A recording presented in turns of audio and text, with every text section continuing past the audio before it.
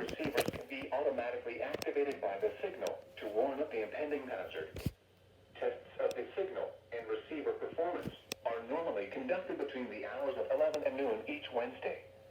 If there is a threat of severe weather, the test will be postponed to the following Wednesday.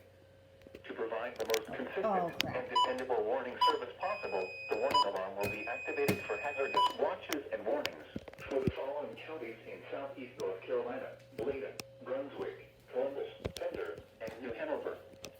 This has been a test of the NOAA Weather Radio Public Warning Alarm System.